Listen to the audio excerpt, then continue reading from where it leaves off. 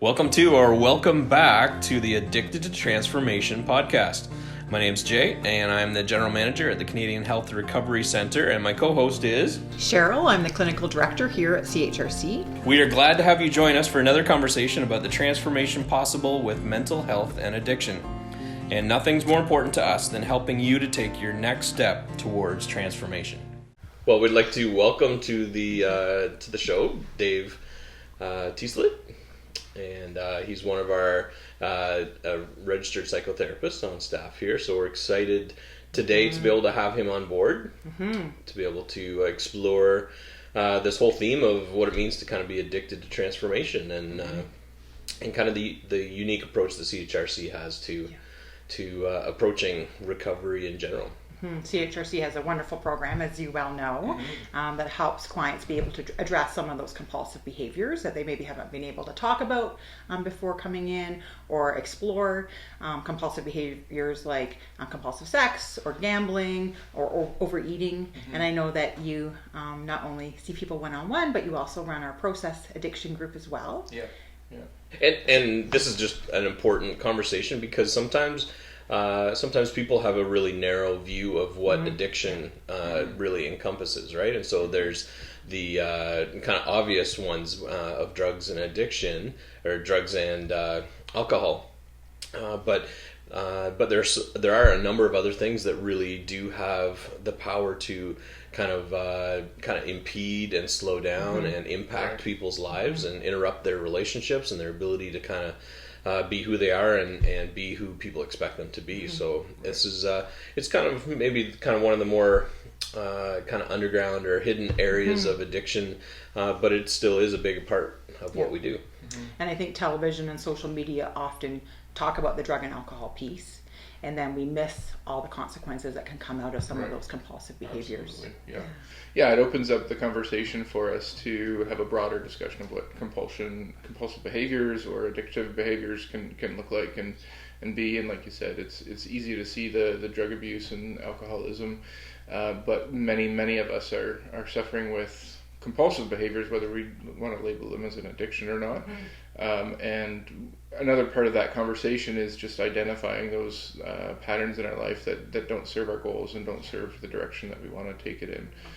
So we get to have that conversation with the guys in group, and I get to share that a little bit because I have some personal experience with compulsive eating and that sort of thing. And so that broader conversation involves understanding that each of our stories are different. Even if it's the same substance that the guys are using, it's not necessarily the same story. It's not necessarily the same. It doesn't look the same or feel the same. Every story is kind of unique, and I get to bring kind of my perspective from a food addiction standpoint, a compulsive binge eating kind of standpoint, and have experienced some transformation in that, and at the same time emotional healing as well, which is ultimately what led me to explore CHRC in the first place, is the fascination between my own transformation physically and also emotional healing that occurred at the same time. And I can't seem to pull those apart. I think those happen at the same time, and I can't tell you if either one of them could have or would have happened on their own or not.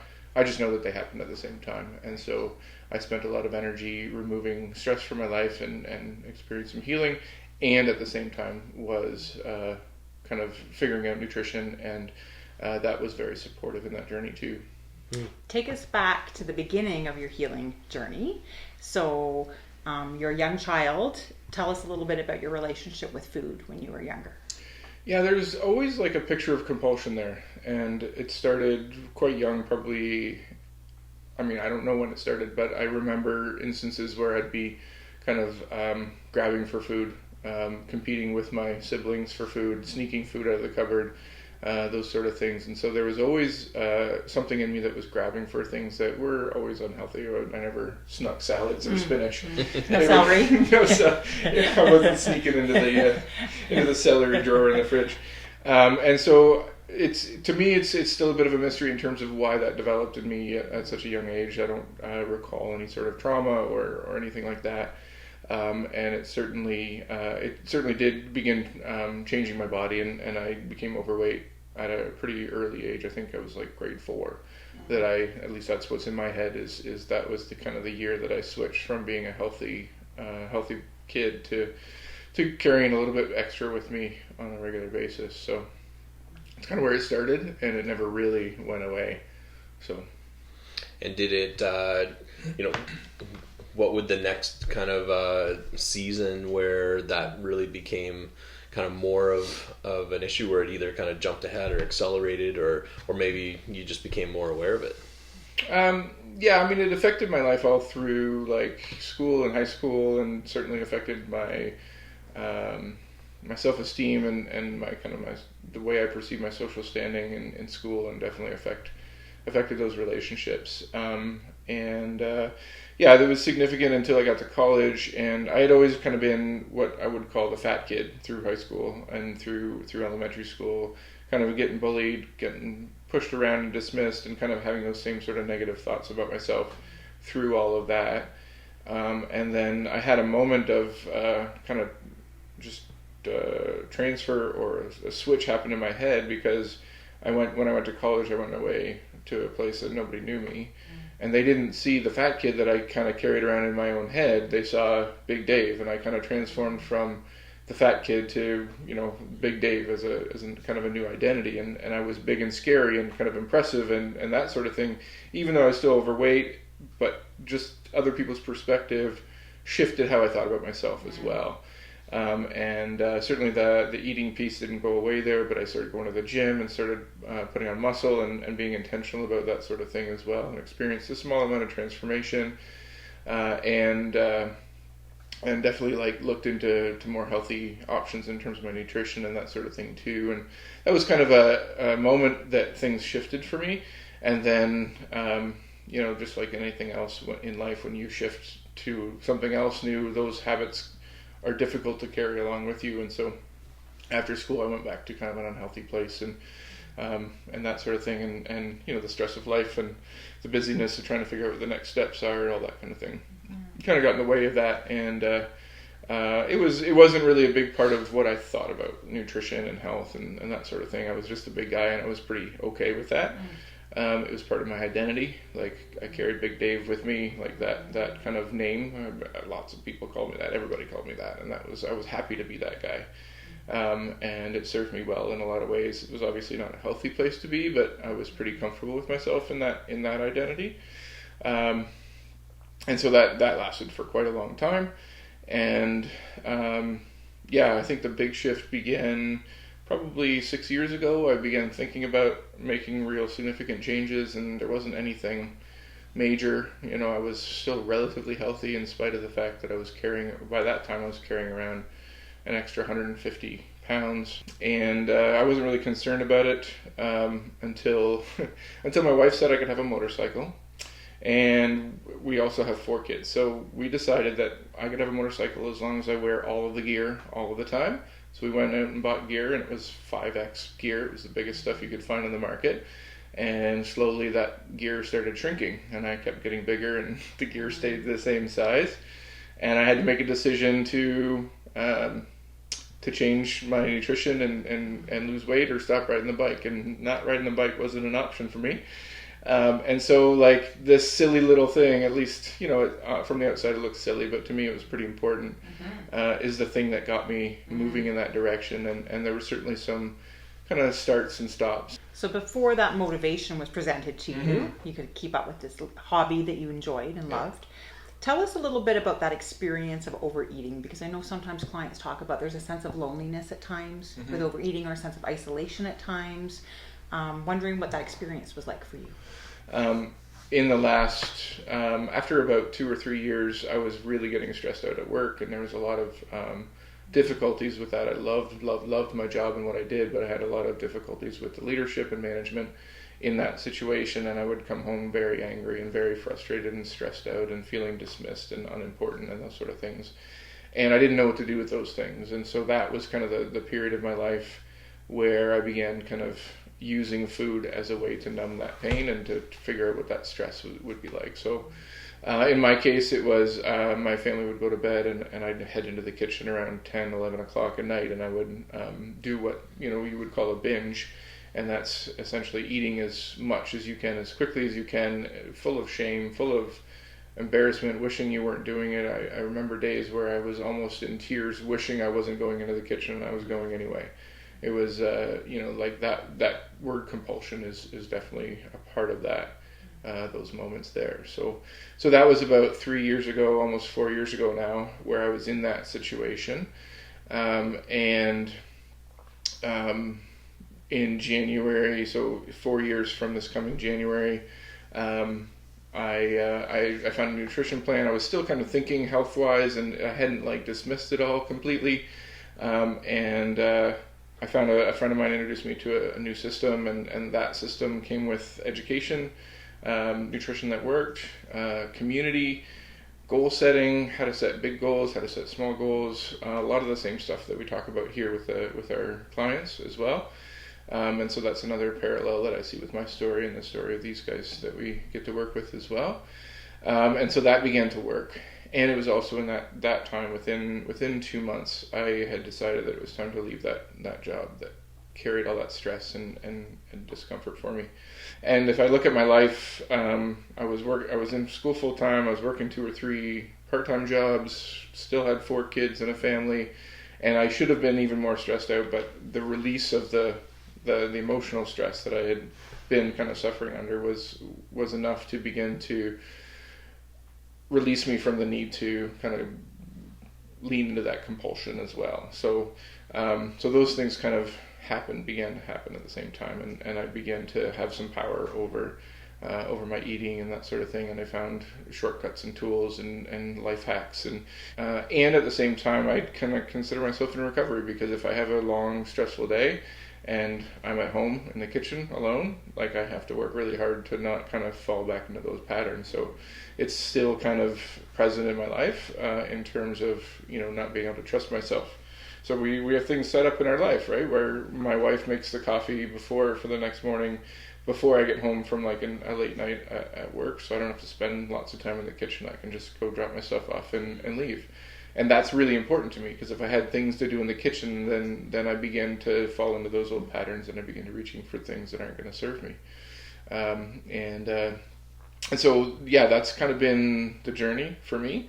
And it's kind of a pleasure and a privilege to share that story with the guys. And again, I try to give them the space to understand that we've all got stuff to work on, and my story isn't their story, and they don't share the same story, but we can find inspiration, and transformation is possible. And a lot of guys come in thinking that they're never going to be able to do this, and I do hope that my story that I get to share with them is one small glimmer of hope that they can do it too, right? It's different again, but it's a story of significant change. So since I started that just under 4 years ago, I lost 185 pounds. So I lost a J off my back, essentially. Incredible. And almost a J. So it's still a continual journey of learning, and I certainly don't have everything figured out in terms of nutrition, health, that sort of thing. But I continue to find new goals to strive towards.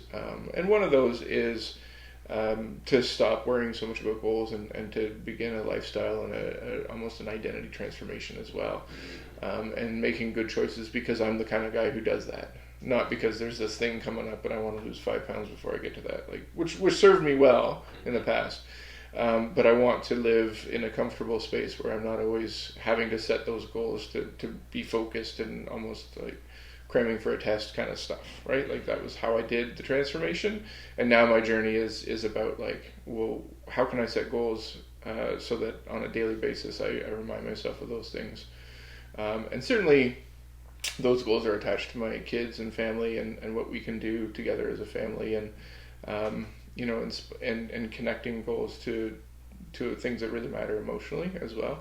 The numbers don't matter, right? 100 pounds is an impressive number, but at the end of the day, it's just some arbitrary measure that doesn't mean anything in this world, right?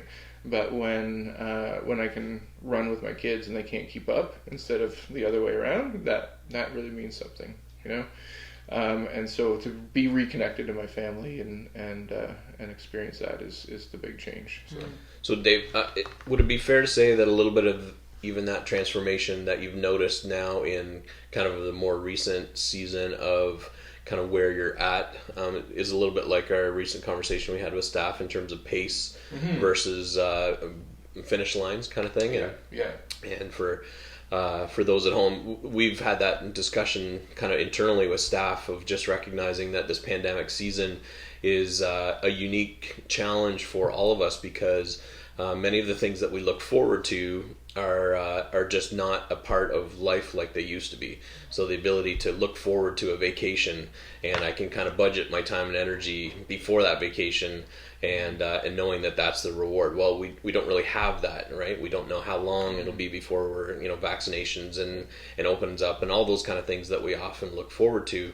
And so that transition from a reliance on finish lines to kind of that developing what's a healthy, sustainable pace for me in this season that is in my control, even though there's lots of other things that aren't. So is that kind of a connection there? Absolutely. And like when there's a goal or when there's a vacation coming up, we know that we can push really hard, and we kind of have to push really hard. And then we know that there's a payoff of like relaxing and releasing, right? And I had the same kind of thing with my health journey. Small goals, big goals, those sort of things. I remember one instance that was one of those really, really big goals. It was a 100-pound club, part of the nutrition company that I'm a part of, and the stuff that I use. And getting into the 100-pound club was something I was very, very focused on, and it was very exciting when I finally got that. And I got a plaque and like recognition, that sort of thing. And then months later, I got to go to Nashville, and a part of being in the 100-pound club was like a photo shoot, and you get up in front of thousands of people and they all cheer for you, right? So leading up to that, I was like, I gotta feel amazing in that moment, right? Like a professional photo shoot is weird, first of all, for me. Like this is just strange and crazy. And so, like you find yourself thinking, oh, it's 3 months away, so I can probably eat that right now. But like when it's 3 weeks away, you're like, there's just I'm not doing that, right? Like you're so focused on that. But the conference where that all took place was in Nashville, and they have some pretty good barbecue in Nashville, I'm just saying, right? And so we did the photo shoot, we did the stage walk, I felt great, everybody cried, everybody cheered, it was fantastic, and then there's a lot of barbecue, right? 2 days later, I'm like, okay, I need a new goal, because barbecue's getting out of control, right? And I want to make sure that the next step is really clear, right? And so that weekend, I was able to set the next goal and reach out again for support and reach out for people to help and get coaching and mentoring and those sort of things as well.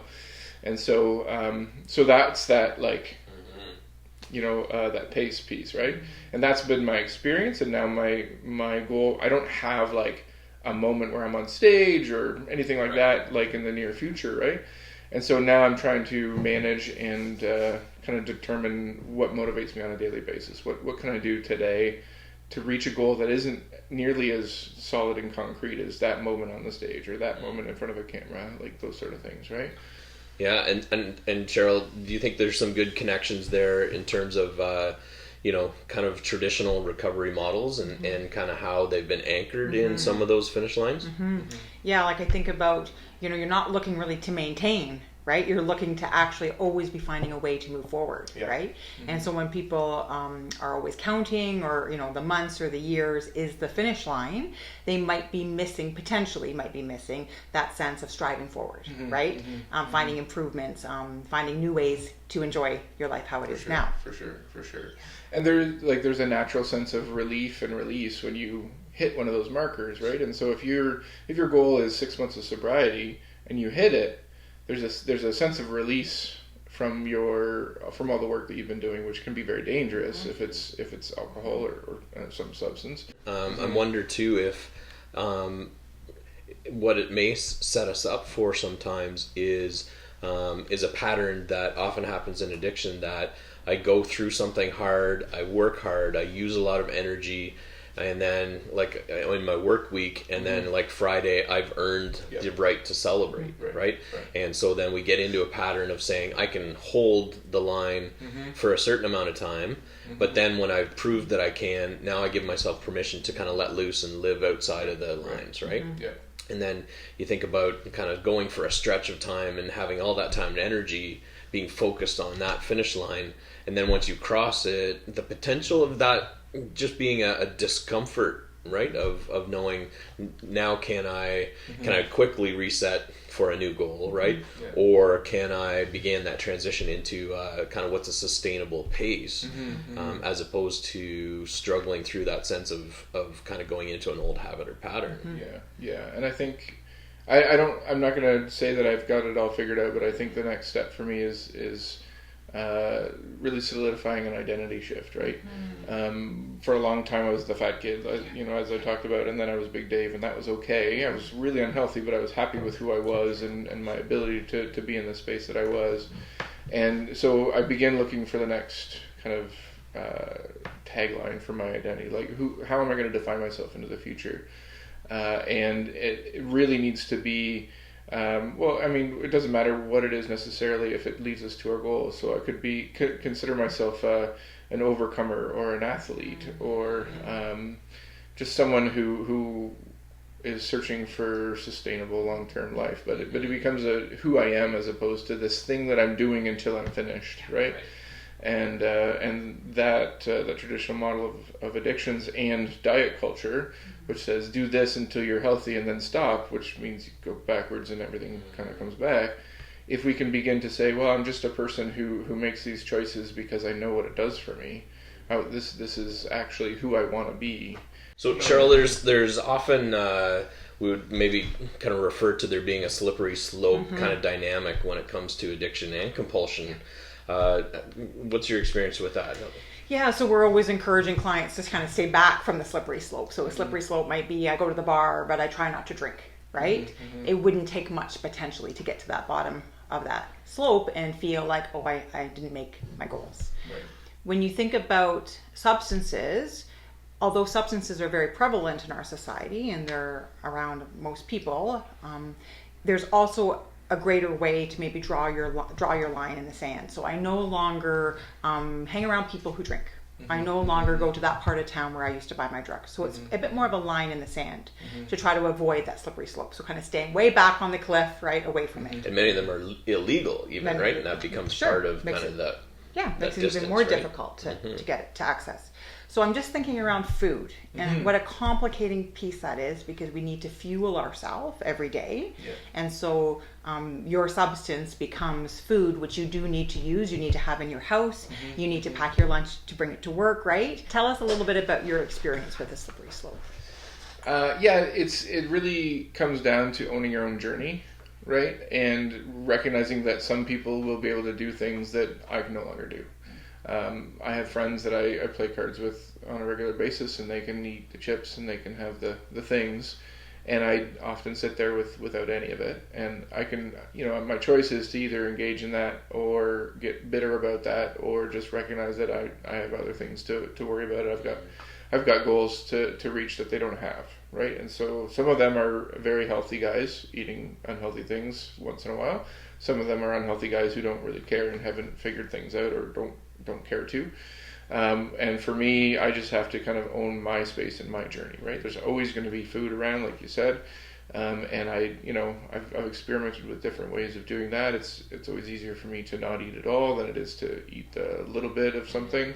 That's my thing, right? Other people can dial back on those sort of things, and it's just a matter of understanding what I can do and what I can't do, right? And in terms of like identifying the beginnings of those slippery slopes, the further back along that journey we can go, like if we rewind, we can recognize that avoiding it altogether is an opportunity. But even if we're kind of halfway down, we still have an opportunity to reach out for support, to connect with people, to recognize what's going on, right? And it's about being self-aware and understanding who we are and where we're at and the things that are driving us. So these the old patterns that are pulling us back into what we used to do. And if so, how do we change that? How do we shift our patterns into the new patterns that's going to serve our goals and help us to be the person that we want to be? And you're speaking to a lot of our passion here to not take on that one-size-fits-all recovery that American television wants to promote and help us to believe, right? Yeah. That every plan has to be so individualized. and that's about getting to know the clients, doing that really thorough biopsychosocial spiritual assessment right as soon as they come in, so we can kind of go to those underlying issues and then actually meet them where their needs are and find out what are those underlying needs that are not being met yet. Yeah, absolutely. Yeah. Dave, one of the things I'm always curious about when I have the chance to kind of hear about someone's story and kind of how they've kind of made changes are kind of what are some of the common threads, what are the ingredients that kind of tend to be a part of people who have been able to kind of turn the corner and get on a road to progress. There seems to be some things that are pretty consistently kind of present in their lives, and again, when we go back to some of the kind of the tropes or memes that there's kind of just it's just stopping, right? Or it's just changing one thing. It's rarely that easy to be able to do it. And sometimes change can feel very mysterious, like it just happens, but we maybe don't realize there's a number of things that actually were happening in the background. What would you say, because I remember you talking about some of those things that you kind of came in contact with a plan or with an environment that allowed you to kind of make some progress. What were some of those central ingredients, and do you see a connection to addiction in general and maybe even what we do here at CHRC? Yeah, oh, absolutely.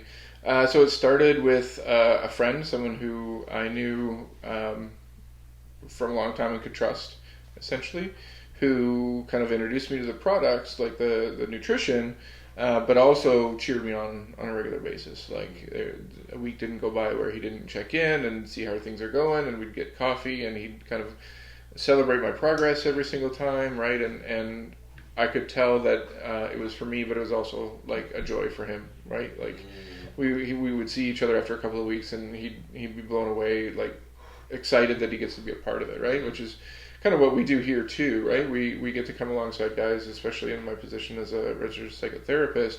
I get to sit down with them one-on-one, and we get to figure out what those goals are, what those steps are, and celebrate the small things. And sometimes it's my job to point out those victories when guys can't see it, right? Because we're so used to one way of thinking, and we can kind of pull back the veil and really show them, like, actually things are moving for you.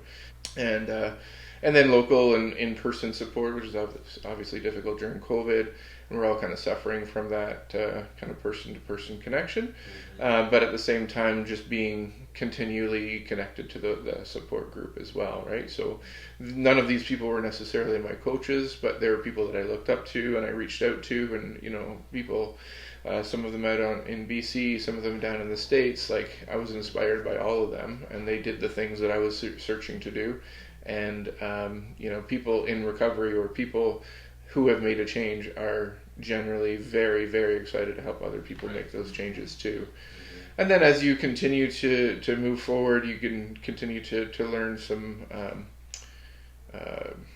strategies and skills and that sort of thing as well, and how the body works and the biology of weight loss and also the biology of recovering from addictions and those sort of things. So tons and tons of parallels between my journey and what we see here on a regular basis as well and are a part of.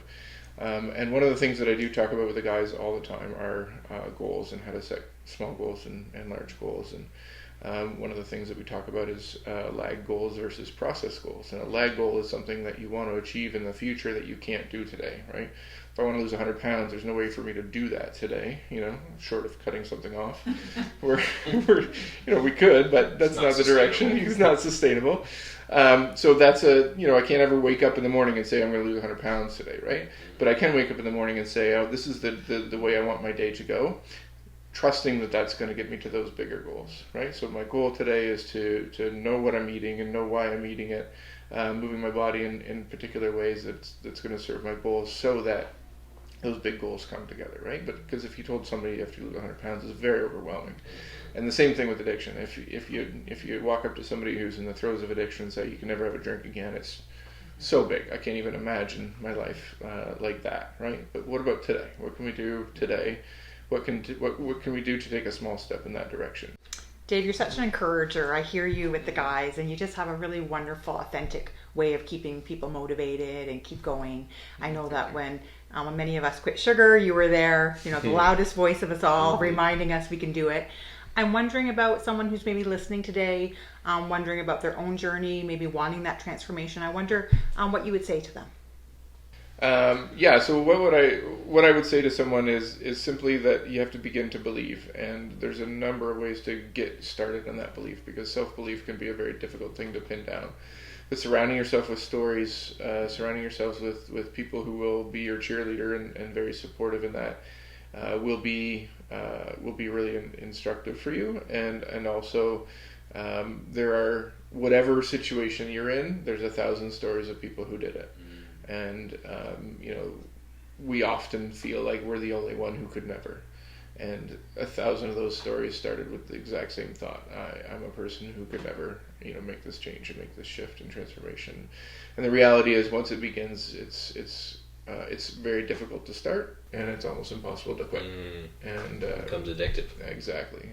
You get addicted to feeling great in the morning and moving your body in ways that's exciting and feeling good about yourself. And a lot of times we talk about with the guys the kind of euphoria of sobriety, and what it's like to wake up without the fog, without the I didn't crash. know it could feel this good. Right? And it reminds me of what I get to have every morning without because I take it for granted, right? And so I really appreciate that insight that our guys have been able to give to me as well. So, do you think there's almost a permission that we have to give ourselves in those really early points where we feel kind of discouraged and low and kind of caught in that compulsion where it feels like it doesn't matter what I try and do, like I'm not going to be able to get out of this. It feels like a luxury that's hard to give ourselves, is that permission to believe that it is maybe possible, right? And just exposing ourselves to some stories and some examples of people who have made those changes can be a part of that process. And I just think about our website, and we've got some great stories on it of guys who have been in that really low point, and whether it was maybe something negative that was happening that just kind of finally gave them that push to say, I need to give myself permission to believe that change is possible. Or it's a loved one who finally kind of is able to kind of just get in front of them and say, I believe that you can do this, right? That's what's exciting for us, is that the guys who are willing to kind of take those small little steps to say, I'm gonna try to believe, right? They just need to be in an environment full of supportive people who are willing to coach them and give them a plan to kind of go in the direction they want to go. That's exciting. Absolutely. Thanks for your story, Dave. Well, thanks for inviting me in. Yeah. Thanks for joining us on today's episode of Addicted to Transformation. If you or someone you know is struggling with addiction and mental health, please call 1-844-264-9909. That's 1-844-264-9909 or www.canadianhealthrecoverycentre.ca.